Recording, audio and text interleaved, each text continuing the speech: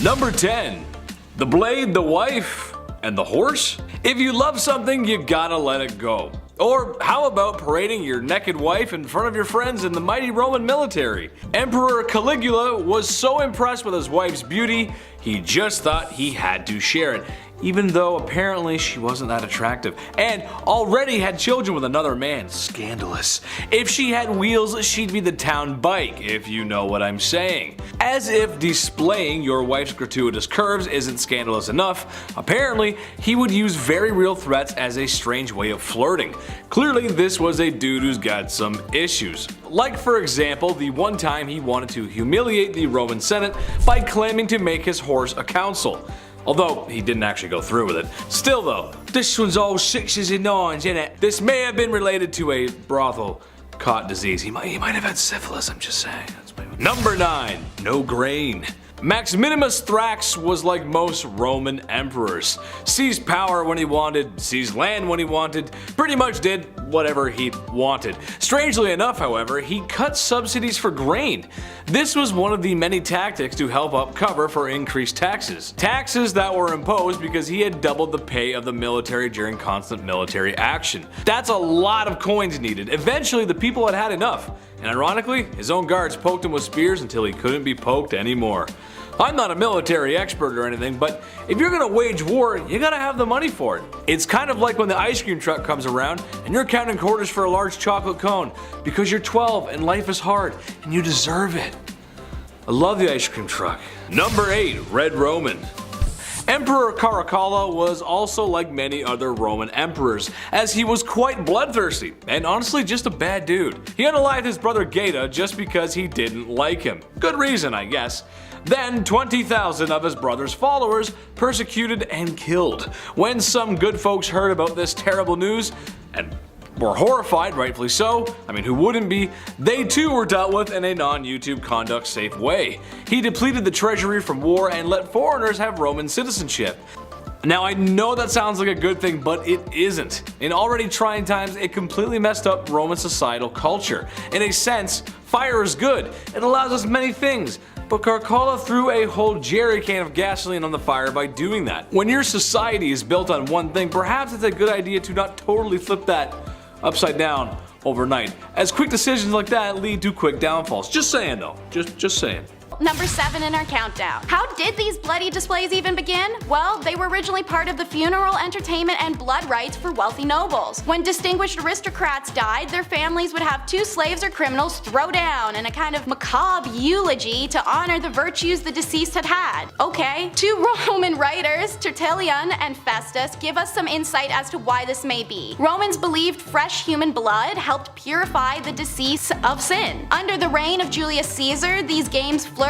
He threw 100-man spectacles in honor of his deceased daughter and father, and by the end of the 1st century BC, government officials began hosting state-funded games as a way of currying favor with the masses. One notable exhibition took place in 216 BCE, when 22 fights were held over 3 days to mark the death of a prominent senator. In Gladiator school, these men are taught strategy, technique, stamina, and how to die, which is number 6 in our countdown. It was in the Ludus that the gladiators learned the rules of the arena. Above all that they were taught was that they were entertainers first and killers second. But all gladiators were instructed to accept the will of their editor, the officiant. So if the editor decreed that the gladiator be killed, they were expected to accept this by kneeling and showing their throat to their opponent to be cut. Despite their status and social standing, gladiators were expected to be noble and honorable in death. If you did indeed die well, then you would be treated with extra dignity. Your body would be removed from the arena with respect, as we discussed in number 8. So what makes a gladiator death inhonorable? First, the gladiator would have had to cry out during the fight, which is considered a sign of weakness. Should a gladiator be losing and ask for mercy from the editor and be denied, he was considered a coward who had failed to commit his life to the games. And so what do you feed a mighty warrior? Well, seeing as he was also your property, you want to get your bang for your buck. Number 5 is the warrior diet. When the remains of 67 gladiators, predicted to be over 2,000 years old, were researched, modern day science allowed for a reconstruction of what these mighty men were eating. It was discovered that they ate a plant-based carb-rich diet that included barley and beans, but very little animal protein. Essentially, they were vegetarians. For how hard these men were worked and trained, this diet was not meant to be filling. More pragmatic reasons, as simple carbs can boost subcutaneous fat and increase survival in battle. Because of this fatty cushioning, the blood vessels and nerves were better protected when they were cut in fights, as blood clots significantly faster. Another reason for this diet was that it was cheap when you had a lot of mouths to feed. Oftentimes food was already something gladiators had held over their heads as a motivational drive. Gladiators also consumed some more other questionable things, such as each other's blood or drinking cupfuls of water mixed with ash as the perfect remedy for abdominal cramps and bruises. I guess if they're hangry, they're gonna be more efficient in the arena. Gladiators weren't the only hungry animals in the arena, however. Number 4 in our countdown is Battle of Beasts. Animals were seen in the arena for the purpose of killing or being killed. It said around 1 million animals died in a sport called Venatio over the 390 years that the Roman amphitheater was active. Venatio was hunting and killing of wild animals and would often take place in the morning ahead of a gladiator's battle that would be happening in the afternoon. Animals used in the games were considered to be extremely exotic at the time as a display of wealth of the empire. Some of these examples are deer, rabbits, crocodiles, and elephants, and then the better known examples of leopards, bears, tigers, boars, and lions. While the goal of Venatio was for the animals to be the victim of the trained gladiator referred to as a venator, sometimes they simply overpowered their opponent and won in the arena, in which case, like a gladiator, the crowd would celebrate the animal's glory. Animals were also used in ad bestias, a form of execution for lower class. A prisoner or multiple would be let loose in the arena with wild animals for the crowd's delight. Sometimes traps or weapons were laid out to draw out the spectacle. Even after Emperor Constantine outlawed gladiatorial fights in the year 325, gory animal entertainment continued for another 300 years. Don't be misguided, however, the Romans knew how to have a bloodbath just about anywhere. Number 3. Senate Purge. I am the Senate, said Tiberius, knowing that he had a really cool name. While not the worst emperor on this list, he did purge the Senate in times of political unrest, just like everyone's favorite space emperor and one of my worst impressions. He wasn't a popular choice for the job, as he really only came to power through a series of misfortunes. All of this leads to a lackluster leader who, when he retired to an island off the coast of Italy, rewarded his mediocre work with some stuff to do with younger people that I just can't say on YouTube. Apparently, he became a heavy drinker and got himself involved in all kinds of vices. It is speculated that Emperor Caligula was a child on this island and may have witnessed this debauchery. It's speculated that this may have influenced his acts of sin, and honestly not sure what to call, as these guys are, I don't know what you call this, these guys are all messed up, man, I don't know, they're just crazy. Number 2, no holidays. Septimus Severus sounds like a brothel-related disease in the Harry Potter universe. But actually, he was a traditional guy. He liked things Roman and wanted to keep it that way. So, when the Jewish and Christian faith made their way to Rome, he wasn't a happy guy. So he had them persecuted. The only thing saving these people from a short Roman sword was if they worshipped the emperor and the emperor gods as well. For some reason, that made him a little more forgiving. However, considering he wasn't the only emperor to feel this way, I would think again before decorating a Christmas tree or lighting a menorah in Rome. Of course, I'm only making humor of what probably was an awful time for those religious factions. We like to romanticize Rome, but she's not all perfect. Number 1, eye for an eye. Empress Irene of the Eastern Roman Empire may have been a woman, but was just as ruthless and bloodthirsty as her male counterparts. While a lot of people probably had an issue with her leading as a woman, I'd like to hope more people today have a problem with her politics and how she came to power. A little unaliving here, cozying up over there, playing the game until she got what she wanted. And there was this one time that she wasn't too happy with her son's politics, and it was likely he was going to have her power removed, so he needed to go on a timeout. She had some guards gouge his eyes out, which mortally wounded him. No big deal or anything. I guess there was no timeout corner back then. I went to Rome to the chief's palace. He bestowed upon me this wisdom after learning about Irene. That ain't it. At number 10, population.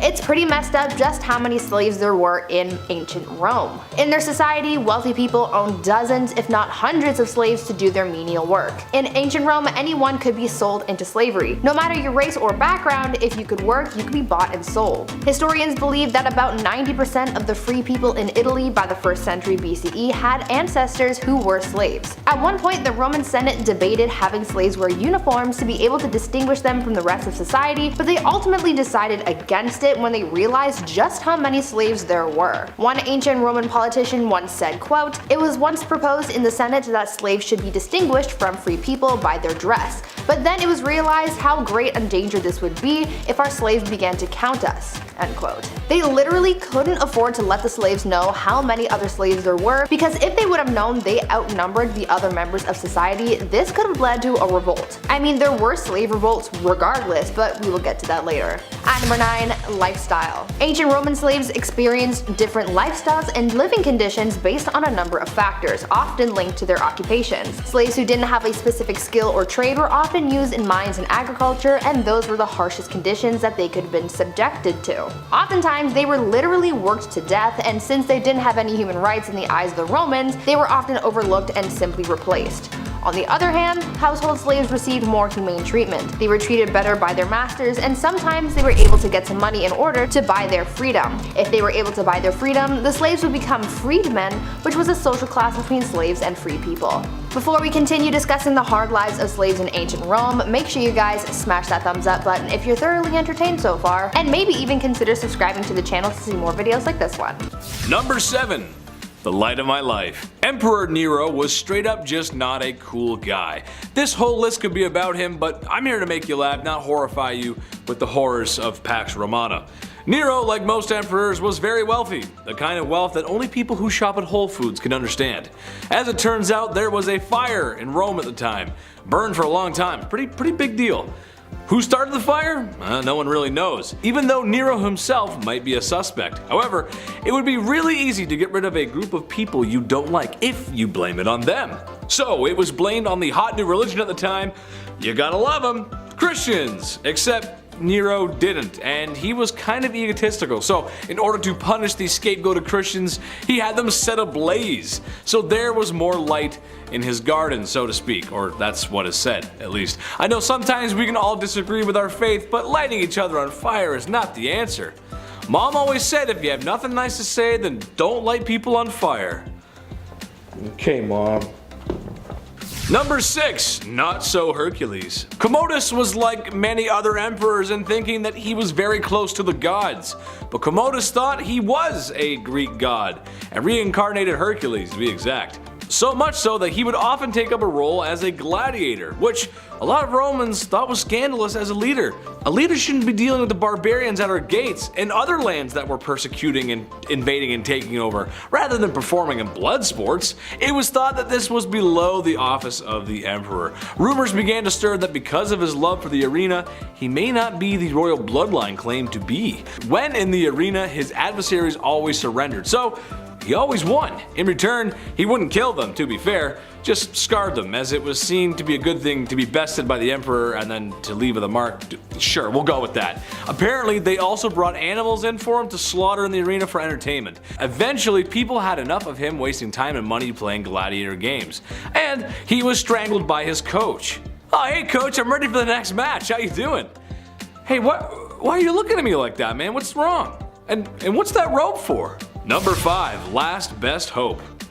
Romulus Augustulus was the last emperor of the Western Roman Empire. History gets kind of crazy after this point, but let's be real, what's more scandalous than being the last ruler of your empire? Could he have saved it? Would the world have looked different if he did? Truth be told, not a lot of records survived his reign, so we don't really know. Perhaps it's because he didn't have much time to write things down. Or maybe because he was still a minor when he inherited the failing Roman Empire. Or really it was because Rome's worst nightmare had come true. The barbarians at the gates had taken over Rome. The German barbarian general Odoacer took over and claimed himself to be the king of Italy, which ushered in the end of the Great Western Roman Empire. Talk about scandal. Number 4. Excess, excess, excess. Emperor Elagabalus is what I think of when I think of a Roman emperor. Someone who is pampered in a time where most people don't have access to really anything easily. Eating grapes off the vine, bottles of wine, and your servants are looking fine. Alright, alright, alright. His life of decadence was also matched with the classic level of unaliving those who oppose you, or rather groups that you feel need to be persecuted. Even more scandalous than that is the question of his sexuality. Oh. While being debated by historians today, there are rumors that the decadent emperor may have been having a relationship with his male chariot driver.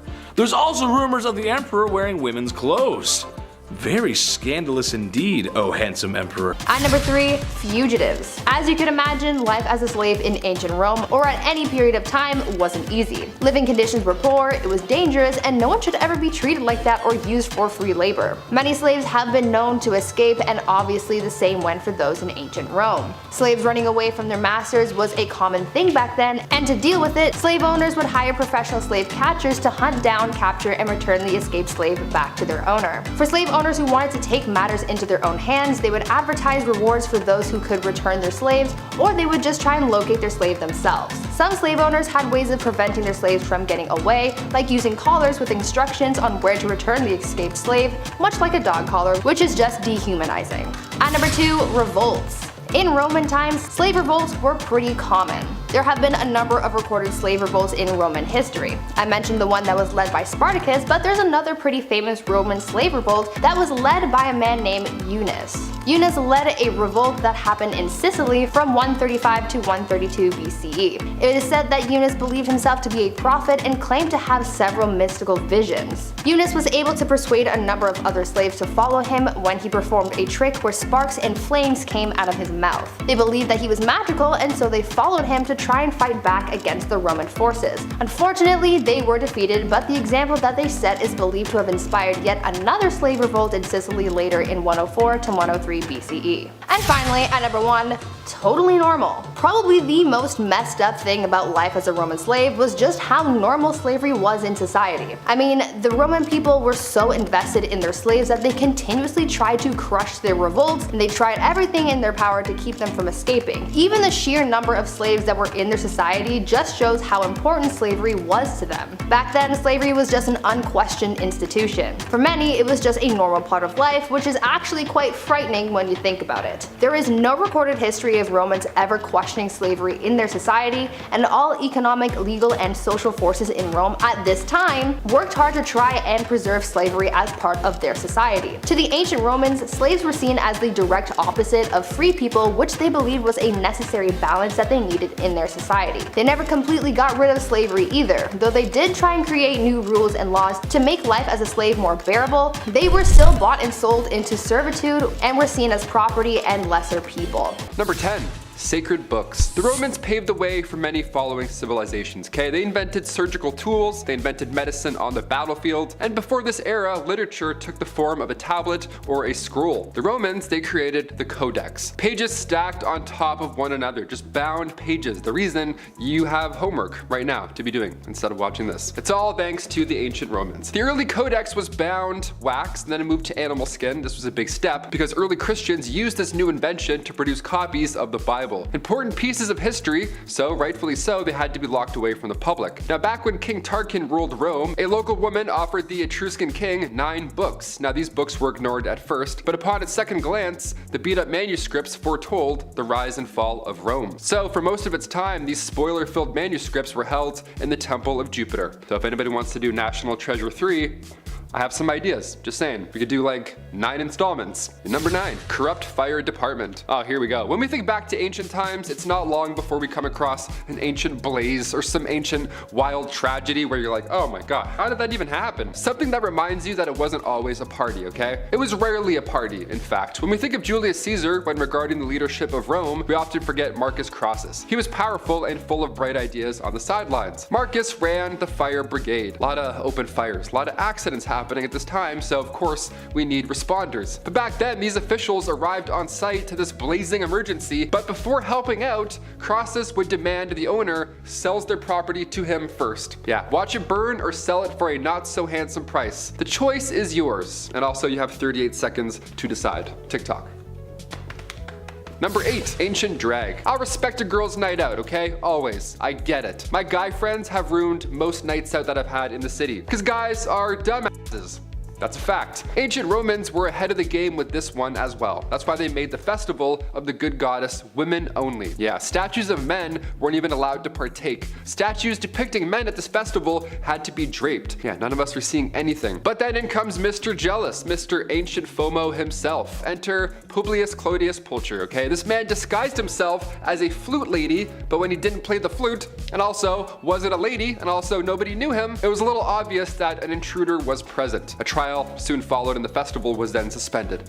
See, guys ruin the party. Even in ancient Roman days, this dude's like, nah, I'm gonna go ruin it. At number 7, ownership. In ancient Rome, slavery and slave ownership was such a common practice that pretty much everyone owned slaves regardless of social status. Even some of the poorest Roman citizens would own 1 or 2 slaves. Obviously, the more money you had back then, the more slaves you could afford. In Roman Egypt, the average artisan owned about 2 or 3 slaves each. Emperor Nero was known to have owned over 400 slaves who lived and worked in his home in the city, but his numbers are eclipsed by a wealthy Roman named Gaius Caecilius Isidorus, who according to historical records owned 4,166 slaves at the time of his death. That just gives you an idea of just how many people were sold into slavery in the first place. At number 6, freedom. Earlier I mentioned that Roman slaves had the chance to buy their freedom.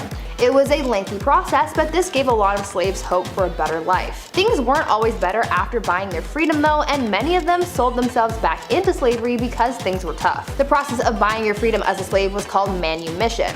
This could be achieved in a number of ways. Slave master could grant their slave freedom as a reward for their service and loyalty. The slave could pay their master a sum of money to be freed, or sometimes a slave master could just find it convenient to let their slave go. Most slave masters who chose that last option to free their slave for their own benefit were merchants who needed someone to be able to sign contracts on their behalf, and since slaves weren't allowed to represent their masters from a legal standpoint, they would be freed, but would still work for their master. You also had to be over the age of 30 to buy your freedom, so if you were lucky to live that long, then there was hope of being freed, but with the average life expectancy in ancient Rome being about 28 years or so, and with the living conditions of many slaves, they would be lucky to get that opportunity. At number 5, demand. In ancient Rome, there was an incredibly high demand for slaves, but since there were so many slaves in Rome, there was always work for them. Oftentimes, people sold themselves or their children into slavery in order to pay off their debts, so when it came to being bought, that came pretty easy. Other than public office, slaves were used for almost every activity in ancient Rome. The most common slave trade was mining because workers were always in demand, mostly due to the high level of danger that came with the job,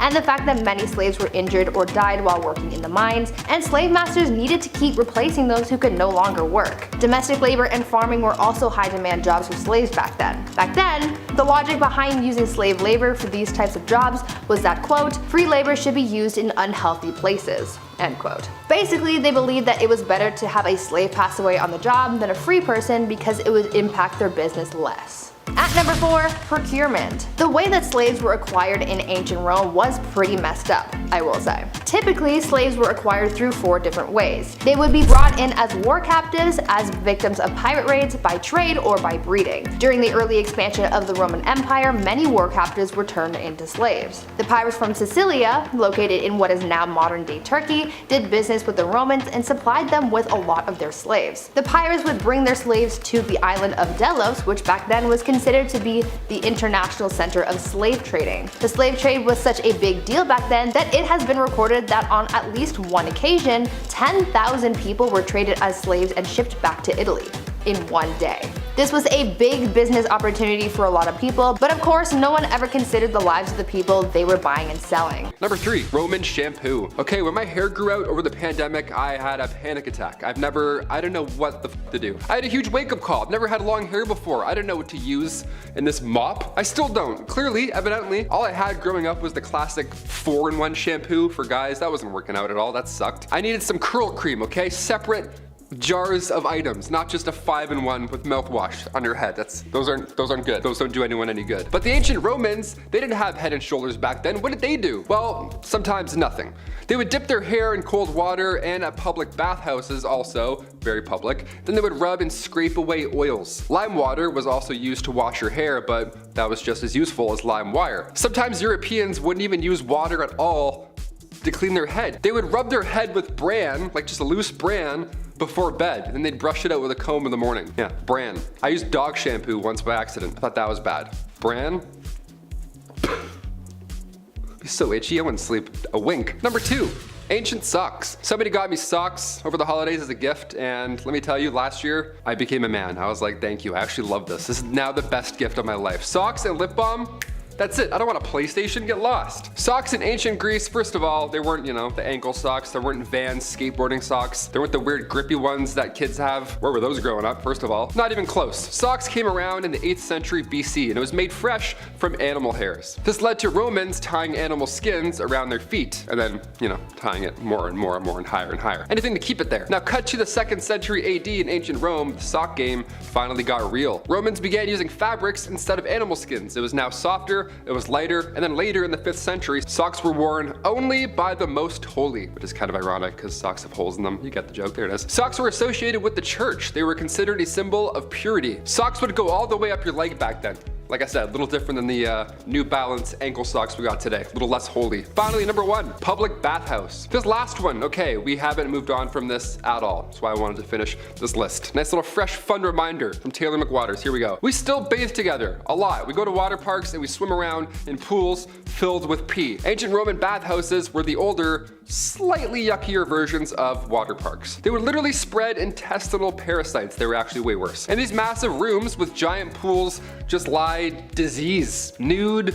There were dicks and everyone was sweaty and it was all tight and there was no filtration system. It was like an indoor hot tub without the pumps or the salts. It was gross. The Romans were literally figuring out sewage systems at the same time, which I of course mentioned earlier, but they were also the first to create heated public baths. Yeah, my above ground pool wasn't heated, but the ancient Romans, they had heated pools.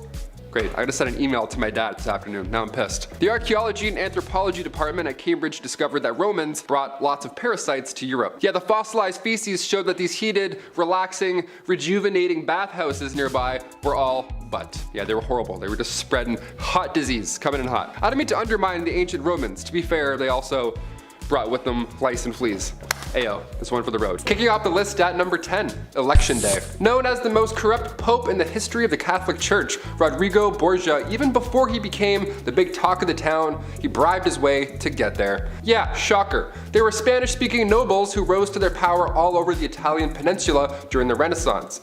And it certainly helped when Rodrigo's uncle, Alfonso de Borgia, became Pope Calixtus III come 1455. They say it's all about who you know, and that was the case for these relatives. He was the first ever pope in history to acknowledge his children, which, like many things on this list, was super controversial at the time.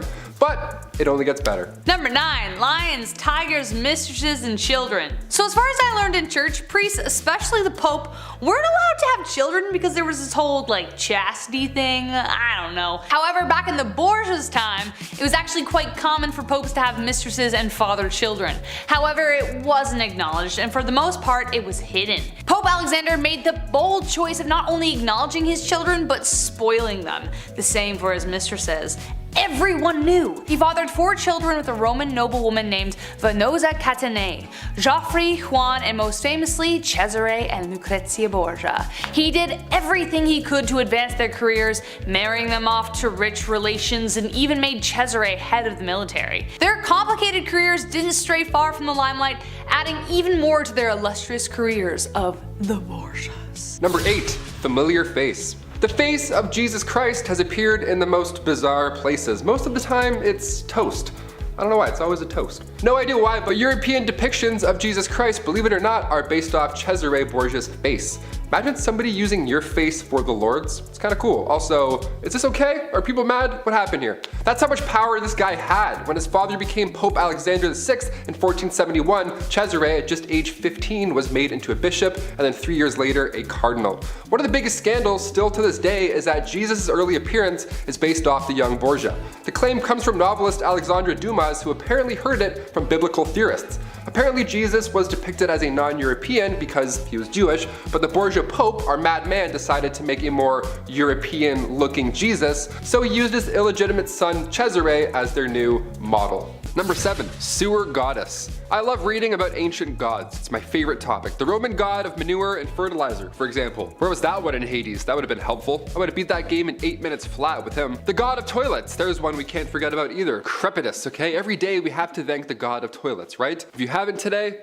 Go ahead and thank them. The Romans regarded Glossina as the goddess of the main drain. The literal main drain to the city of Rome, all this water. This goddess was Glauca Maximum, aka Big Drain. Eventually this god was affiliated with Venus, the goddess of beauty and love. Yeah, love me some big ass drains. Nice. That's a lie actually. As a kid I was so afraid of the bathtub drain. I would pull it and then just immediately high jump out of the tub. I don't want to get sucked down like Ant-Man. Know what I mean? Number 4, cesspools. Hey, here's a note. If you're gonna make a massive castle, you need to know where not to build certain rooms. In case you're building a castle, anyone watching? Like say over a cesspool, as an example. Yeah, don't build anything heavy over here, or else let's talk about it. Cesspools were often placed under floors, which makes sense because, you know, gravity and life and stuff. But you need to make sure those floors are supportive enough, period. That's it. Or else, this will happen. Back in 1183, the emperor of the Holy Roman Empire had a dinner in the palace of Erfurt. But in the main floor of the main hall broke open, resulting in a bunch of dinner guests falling through said floor, with even a few drowning again in said cesspool. Yeah, it's a horrible way to go. And then again in 1326 in England, Richard the Raker had just sat down. The guy hasn't even started his meal yet, and then again the floor beneath him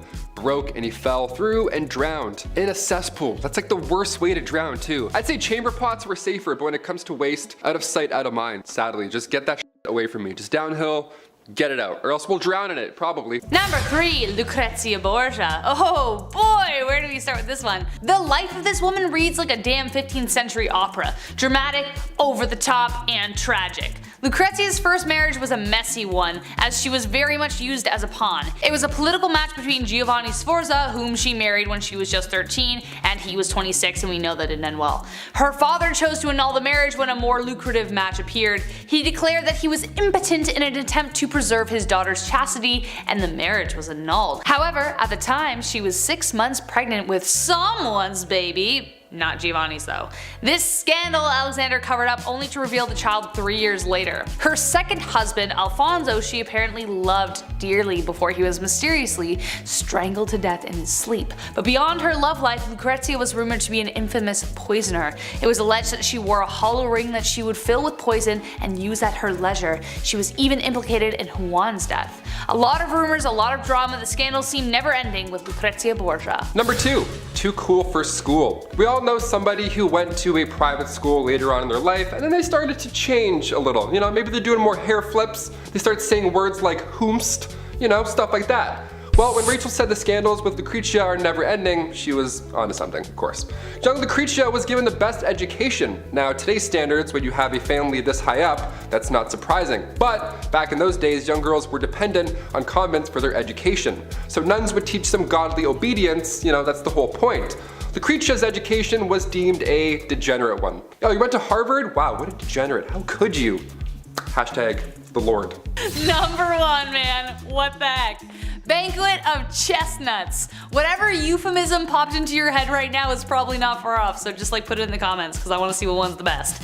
Here at number 1 we have the Banquet of Chestnuts, and no, I'm not talking about chestnuts roasting on an open fire unless you're into that. The Banquet of Chestnuts was the most famous Halloween party in the history of the world. Basically what went down was a giant orgy. October 30th, 1501, a massive banquet was organized in the Papal Palace of all places, which included nobility and senior officials of the Catholic Church. But workers of the night and nude entertainment were invited as well, and for the rest of the night, vows of chastity were out the window. They basically played sexy party games. Even the Pope participated. Although it sounds too fantastic to be true, it was legitimized by a first-hand written account. It was hosted by Pope Alexander VI and his son Cesare Borgia.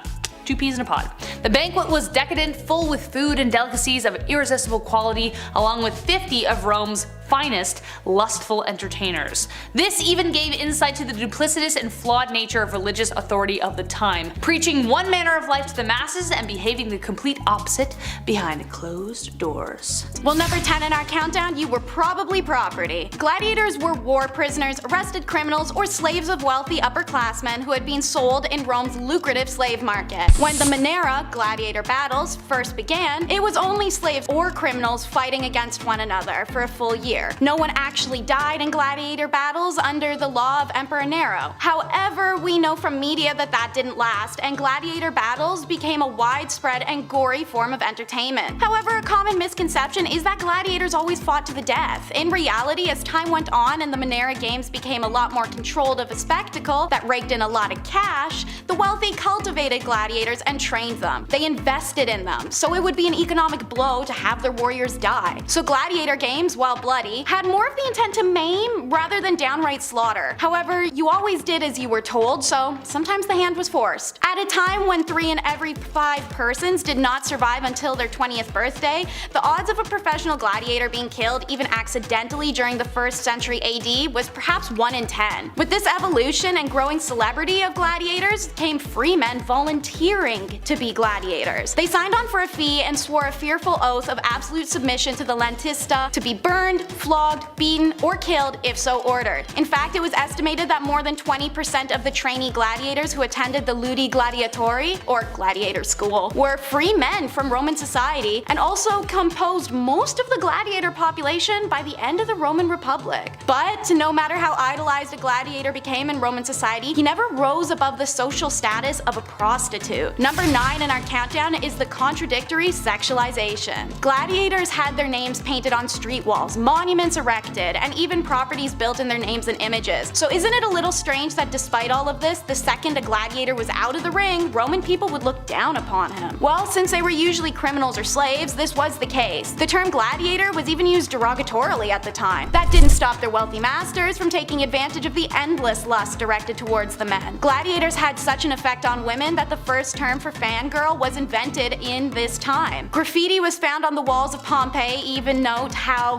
one gladiator was the delight of all the girls, while another catches the girls at night in his net. The whole industry was built around sexual attractiveness of gladiators, and gladiator merchandise was popular as a result, especially amongst Roman women. For example, flakes of gladiator skin, bottles of their sweat, and ornaments colored with their blood were sold as aphrodisiacs, contraceptives, and love potions. Men, however, sought out the fighter's blood because it was believed to increase a man's sexual vigor. Speaking of blood, could you use a little to your own advantage? Before you think about it, you can't fake death comes in at number 8. It'd probably be pretty tempting when faced with clubs, roaring lions, flaming arrows, and swinging swords. You get hit hard enough and a messy gash with enough blood can make your prone body look lifeless if you lay still enough. But don't be fooled. When they drag your body out from the arena and your heart skips a beat thinking you got away easy, you've done anything but. The Romans had measures to make sure that the dead were truly dead and not faking it. After a gladiator faced his honorable death and was carried through the death gate, he was taken to a room where he was stripped of his armor before they cut his throat. Nothing to worry about if you were dead, but if any part of you was still alive, it would be bleeding out. When a less than honorable gladiator was declared dead, a slave would instead come out and bash his head in with either a large rock or a club publicly. Either way, there was no way for a gladiator to escape death after he had fallen. The Romans loved their irony, and what better example than deaths at a funeral? Number 7, gladiator fights. We just did a video on this, Taylor and I, go check it out. Now, parties weren't just about eating, drinking, and socializing, there had to be entertainment, of course. Roman parties were designed around the 5 senses: taste, touch, smell, sight, and hearing. So of course there were the ancient Roman bards jamming out some earworms, but what was there to look at? You could only watch someone play the harp for so long. Next up on the entertainment list was acrobats, dancing girls, even mimes, which I was surprised to learn, plus trained exotic animals. If you were more like the charcuterie and like a quiet evening kind of person, you might enjoy poetry readings. But what really got the party started was an epic gladiatorial battle. Nothing like putting sharp objects in drunk people's hands. But that wasn't all they did. Parties were a big deal and nobles loved to outdo each other, so sometimes they went too far. More than once it got out of hand, but the most famous was during the reign of Emperor Elagabalus. He wanted to shower his dinner guests with flowers, so he built a false ceiling filled with them, but the flowers somehow ended up smothering some of his guests to death because he just kind of went overboard. Death by Roses. That's a poem title right there. Stick to poetry nights, my friends. Number 6, Saturnalia. One of the most popular Roman festivals. It was kind of like an early Christmas celebration, kind of, except it wasn't at all. It was actually about the god Saturn, not Christ. Oops, but it did take place in December 17th to be precise, for 3 days. But people loved it so much, it soon got extended to 7, a whole week. All work and businesses were suspended, so better do your shopping on the 16th. Slaves were even temporarily free to do as they pleased, even moral restrictions were eased. A mock king was chosen, and candles, wax fruit, wax statues were all given as presents. The practice of candle giving was to symbolize the sun returning after the winter solstice. A statue of Saturn bound at the feet would be untied and invited to join the party. The houses were adorned with wreaths and greenery, kinda like Christmas, and singing, dancing, gambling were all common features, so kind of like Mardi Gras and Christmas combined. Number 5, the Black Banquet. A prank that went down in history. Don't worry, this is nothing like GOT's Red Wedding, thank goodness. Emperor Domitian had a pretty sick sense of humor and decided to host a party about it. In 90 AD, he invited a crowd of aristocrats to a banquet at Palatine Hill. When they arrived, the entire palace was decorated in black. Black velvet drapes, marble, everything was painted black, like the Rolling Stones song. Even the food was black and everything was illuminated by funeral lamps. Naked serving boys were painted from head to toe in black paint and served food and drink to all the guests. When they sat down, their place marks were tombs with their names on it, and instead of lush couches, they sat on cement slabs. So basically he was like, yeah, sit in your own grave. Domitian had killed several senators in the past, so everyone believed that they were never going to get out of there alive. It was like a huge metaphor for their own deaths. The emperor himself babbled about death and decay the entire night, so after the party was over and the guests made it home with their necks intact, Domitian sent gift baggies with their tombstones and onyx plates, and a now clean serving boy ready to do their bidding. Turns out the whole thing was a prank and the emperor was back at the palace laughing his butt off. Number 4, Bacchanalia. The party that was so wild, it got banned. One word, orgies. The Romans dug that kind of kinky shindig, but they like to pretend they didn't. Bacchanalia, the back guy, is a term used to describe a drunken, debaucherous party at frat houses or sororities, which isn't far off from the heyday. The Bacchanal celebrates the god Dionysus, also known as Bacchus, literally the god of wine and a damn good time. The celebration could include massive feasts, ritual parades and performances, and people carrying clusters of grapes around, and of course, wine. Lots and lots of wine. It used to just be held by women 3 times a year, but soon men were slowly admitted to the festivities and they started making it happen about 5 times a month.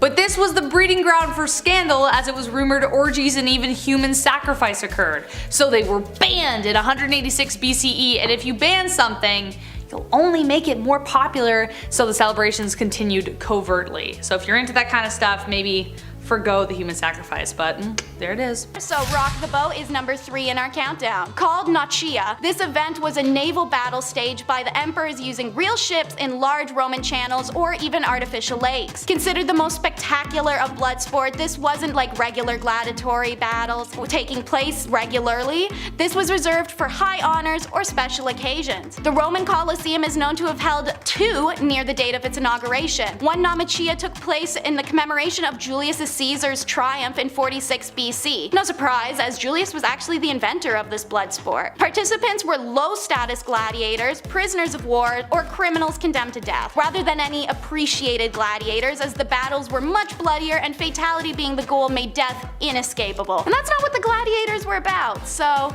it was said as many as 2,000 prisoners would be boarded onto the ships to fight amongst each other while civilians watched from a safe distance. And boy, did civilians come. People came from all around to see, and it's recorded that some were trampled to death in the process. Others camped out overnight in order to get a seat, like it was an Ed Sheeran concert. Like festivals or fireworks, a mini industry would set up around the Laker Amphitheater. Bars, street vendors, and prostitutes would come into the area in order to capitalize on these events. Unlike a letter from Hogwarts, this is not the type of school you're excited to attend. Number 2 is Gladiator School. You only got into this school one of 2 ways: slave purchase or volunteering, which by the way would be insane, as gladiator schools were incredibly strict and the training they provided was harsh, with some archaeological evidence showing that gladiators could be killed as punishment for just misbehaviors. This is because upon entering gladiator school, those who had not been condemned to it as a punishment for a crime sign a contract stipulating the type of combatant that they would become, how many times a year they would fight, and sign themselves over into the property of their master. Seeing as there was different kinds of gladiators, men were sorted into categories based on height and body, where they would train under a magistri, or a gladiator gladiator trainer,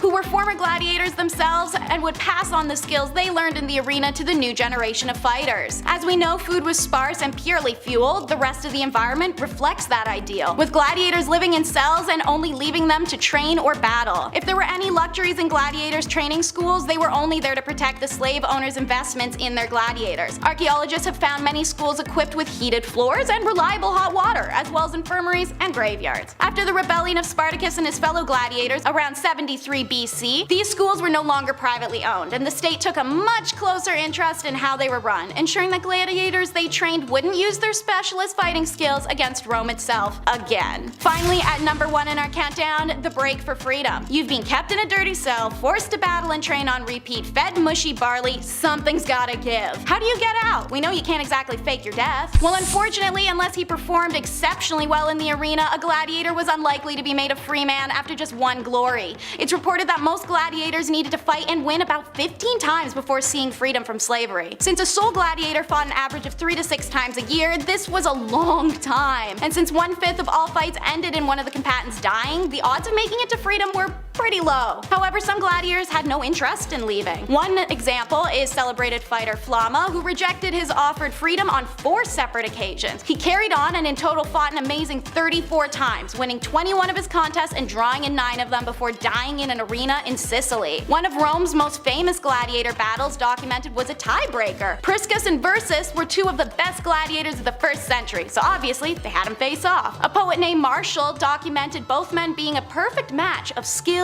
and bravery, fighting for hours until ironically submitting to one another at the same time. The crowd exploded at the scene, and shocked Emperor Titus declared that they had both won and gave them the ultimate prize: freedom, symbolized by a rudis, a wooden sword that both men would have used when they started their gladiator training. These examples were lucky and skilled men, however, as most gladiators did not ever survive to see freedom, especially those who earned their career as a punishment for being a criminal. Simply put, the most disturbing part of being a Roman gladiator is you never truly got to stop.